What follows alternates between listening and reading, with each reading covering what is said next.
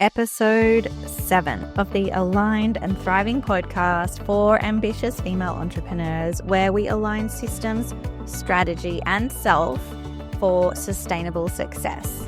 Hello and welcome. My name is Jada, your host, and I cannot wait to dive into this week's episode with you. Today, I want to share with you 3 highly important areas and actions that so many people skip when it comes to launching courses, memberships, programs, one-on-ones, whatever you might be launching in your digital business. And even when you have done the courses, you're following the blueprints, you're following the launch strategy, these 3 areas are so often skipped over, and they always come back to bite you in the bottom big time when you don't do them. So I wanted to share them with you today. The first one is the kind of pre-launch or the in-between launch audience growth. So people will often come to me and talk about their results, they're not happy with their results from one launch to the next. And one of the core questions that I will always ask is whether they've done anything in between their last launches to actually grow their audience. But going a little bit further than that, not just growing their audience with anyone, but growing their audience with people who are aligned with the offer that they are focused on launching into.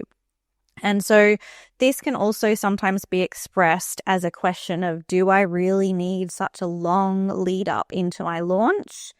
If you have followed the launch formulas and etc., then you'll often see that there's a 6, 8, or even 12-week lead up into a launch. And you know what? Yes, the more you do in the lead up to your actual launch, the better. Because too often, we're going slightly off track. I'm going on a tangent. Too often what I see is just when there is a launch event coming up, the promotion of that launch event, and then only when the open cart is open, talking about the offer itself, the course, membership, one-on-one service, whatever it might be, the actual thing that you're selling, being talked about only in that open cart, which means that we haven't kind of built up the excitement, the anticipation, and the desire for the actual thing you're selling. So that's a slight tangent, but this pre-launch and audience building is part of the factors that increase your conversion, your sales in a launch. So speaking specifically about audience building at this point, less so about that kind of direct pre-launch period of building up into your launch, but more about the in-between and kind of pre-launch audience building. So this is something that is just often overall skipped altogether, or it's done just slightly, like just general audience growth through social media accounts, or maybe just a lead magnet or opt-in that you kind of have, and you're like, I'll just pop that on and put some ads to it, and we'll kind of grow the email list a little bit with that. That's great if you're doing something a little bit actively to grow your audience in between launches. But what's even better is if you design a lead magnet, something people can opt into, something valuable that is directly aligned with the kind of person who's pretty much ready for your offer, for the paid offering that you're going to sell into from your launch. So you can really kind of work backwards from your offering, whether that's a membership, a course, or your one-on-one services or a program, and think about who is that person who's ready for it. And you can kind of go half a step backwards or a step back from there and create a valuable something, whether it's a video, a PDF, a guide, an audio training, whatever that might be, that you can give away as a lead magnet to build your audience of aligned people that are going to be that half step or one step before your offering being ready for your offer. Because what this does is it not only grows your audience, which, as I said, if you have got focus on growing an audience, well, you're a step ahead of so many people. So congratulations. The next step is to make sure you're growing that aligned audience so that when it comes time to start promoting your launch event, whether that's a class, a boot camp, a video series, whatever it might be, your launch event, you have grown a list of people who are going to be ready for it. In fact, they're going to be wanting it because you've prepped them. You've given them something that meets them like that half or one step before it. And then within that thing that you've delivered to them, whether it's an audio, a video, a PDF, a guide, you've taken them towards that launch event, which i.e. is towards being ready for your offer. And then you can utilize the nurture sequence emails to help them feel even more ready for your offer so that by the time you're actually putting your launch event and also then your offer in front of them, you're talking to people who are right at that stage and they're even more ready and you've already built trust with them and they're very much aligned and ready for your launch event and your offer. So this is where we kind of go deeper, yes, to building the audience, which is an area just overall that is often skipped. So if you're doing anything in that area, awesome. But let's take it that next level and make sure that we're getting aligned people into our email list and following us on social media so that when we come into that launch phase, we already set up for more likelihood of sales, for more success, for creating more conversion when we come to actually putting that offer in front of them. So that's one of the really important areas is audience building in between launches and in that pre-launch time, but not just any old audience building, creating an aligned audience build. Number 2 is doing market research. So many people that I speak to, in fact, the vast majority of people have not done market research or not in depth. So maybe they've researched, Googled, used ChatGPT to look at like what are the types of things that people in this area or with these needs or looking to change this thing or looking for, maybe some market research. But when I'm talking about market research, I'm talking about actually having conversations with real people who are your ideal customers. So oftentimes you're like, well, how do I do that if I don't have them yet, or if I haven't got a list, or I don't have any people in a course or a program yet, or things like that. So there's a few ways you can go about this. But the key point here is to have conversations with people who are your ideal audience, your ideal customer, your ideal client via Zoom or over the phone. And the reason being is that this is going to save you so much time and so much money and so much frustration, because once you've done this, you can utilize and tap into the things that they shared, but not just the goals and transformations that they're after, and also being able to speak to then the challenges or frustrations that they share. Going deeper than that, you're able to use the words and the language that they are actually using, so that when you then put that into your sales page and your opt-in page and your marketing, your emails, your social media, and you use the words that they're actually using, then you're talking directly to the people who are perfectly aligned with your offer, and you're talking to them in a way where they feel like you're literally in their head, like you've built this offering specifically for them. Because a lot of times we can get a little bit caught up in, jargon and lingo or words that we use when we're further along in any particular field or subject, etc., because we're experts in that area. And we can use words that the person who our offer is for is not using. And so one of the major issues when a launch is not delivering the conversion results, the sales that you're looking for, comes down to often the offer and the messaging. And so this is why I'm kind of backtracking from that a little bit and sharing this point of the actual market research conversations.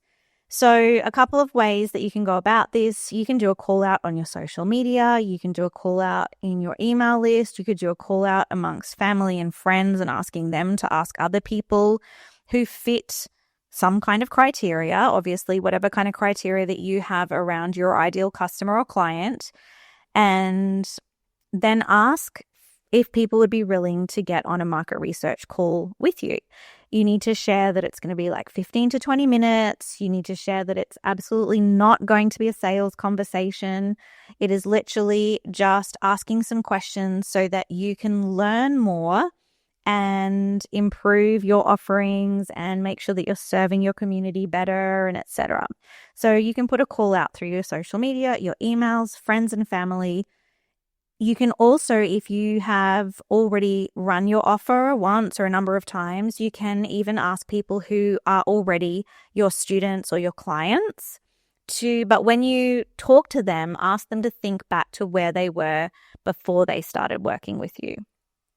Or ask them if they know somebody who is at the place they were at before they started working with you, and see if they can refer you on to have some market research calls. So it is time consuming. It does take some courage. It requires just kind of slowing down a bit to do this. And it might take you a number of hours. It might take you a number of weeks. And really, you want to be doing at least 10 calls. You could be doing 50 calls. And I'm not even joking.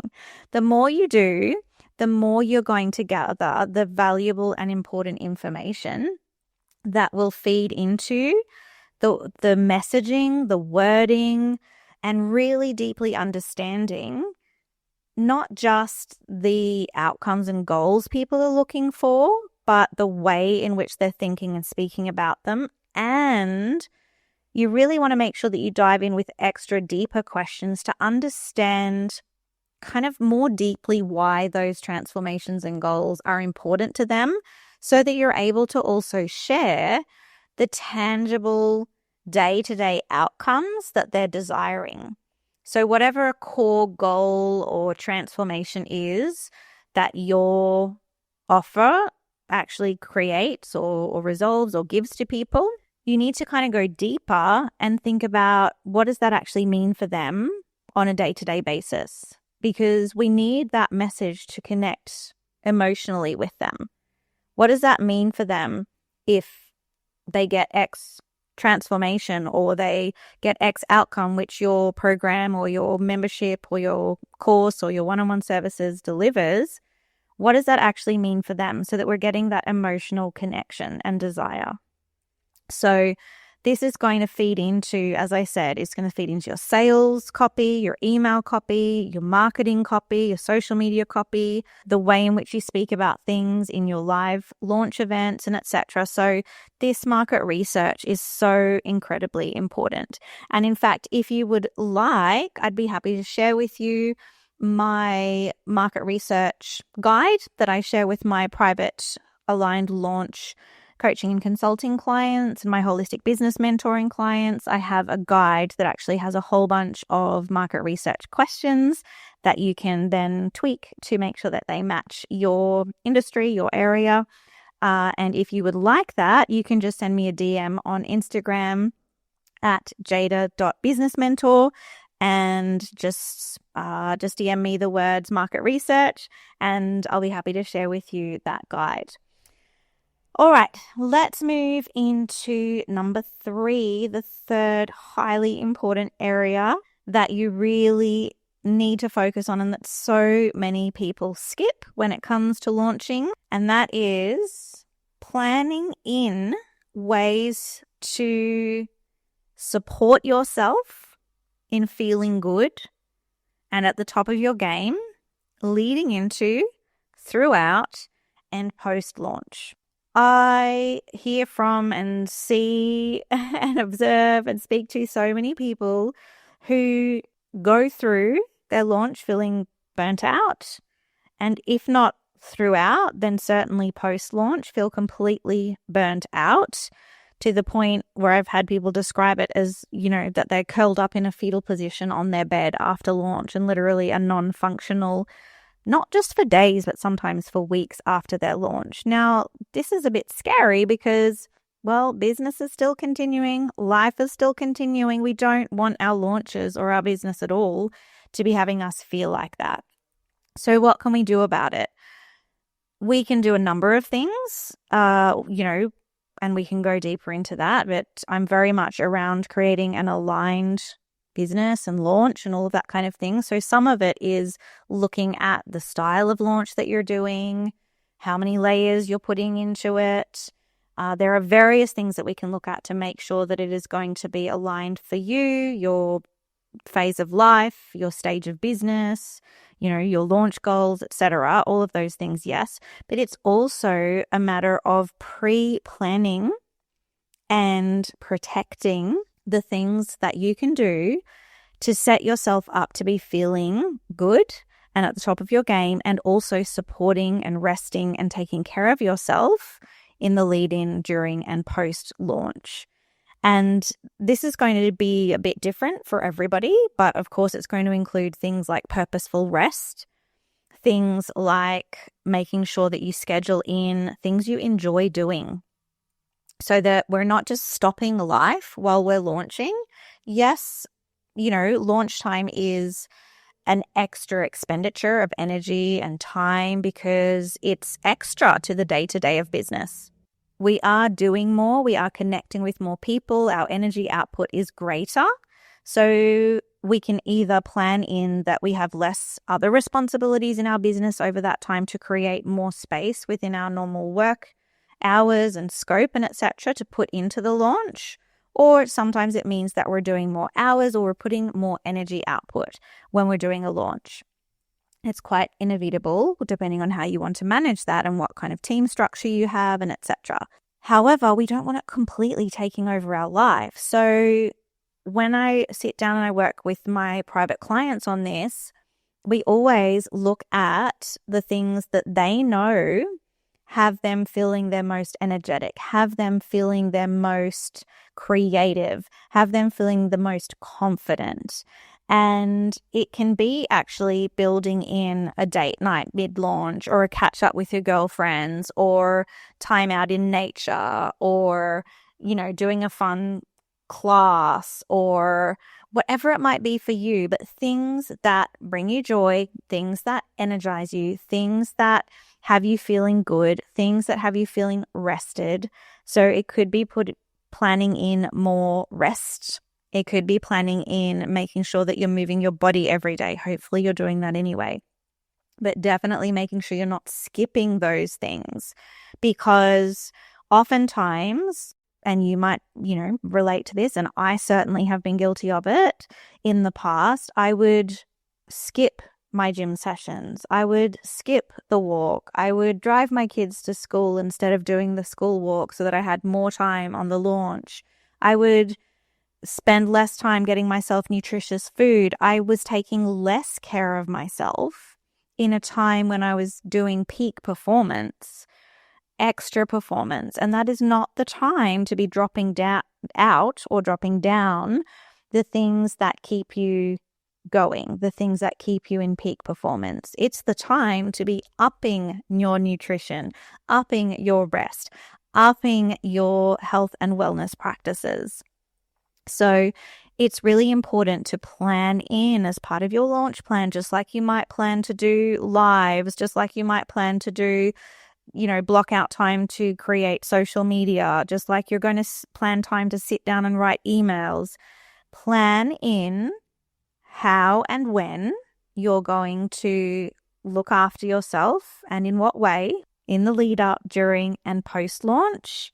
And to take that even a step further, I would always encourage some kind of reward. No matter how the launch goes, reward yourself for doing it. It's not just about rewarding yourself for hitting a goal. It's rewarding yourself for doing it, because there will be so many things that you will have achieved throughout a launch beyond monetary values or the number of people that you might have welcomed into your program or course or membership.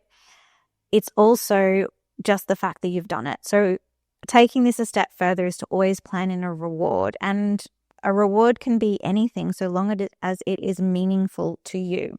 It can be literally saying cheers with your partner and, with a coffee or with a champagne or with a glass of wine. It doesn't even have to be a special one, but it's the intention behind cheers to this, or I'm celebrating this. It's the intention behind something. Could be taking a bath, could be going for a long walk, could be taking yourself to the beach, could be catching up with a friend, could be taking yourself for a massage, could be purchasing something you've been wanting for a while. Whatever it might be, it doesn't even have to cost anything, but whatever it might be, it has to mean something to you. So make sure you also reward yourself. That's a little bonus. So there you have it. Those are 3 highly important areas and actions that so many people skip when it comes to launching their digital offers that always create either more burnout, more stress, more frustration, less income, more time spent, all of the things. As I said at the beginning, they always come back to bite you in the bum big time. So I'd love to hear from you via DM on Instagram. Again, I'm at jada.businessmentor. And I really, really love to hear, can you relate to any of these? Which one are you going to focus on making sure that you do for your next launch, one or all of them? And let's connect, because I've definitely skipped all of them in the past. I'm put my hand up for that as well. And it's so common. And if you're feeling like, oh my gosh, I don't do any of those things, you are not alone. There is a reason I've brought these 3 things up. It's really important.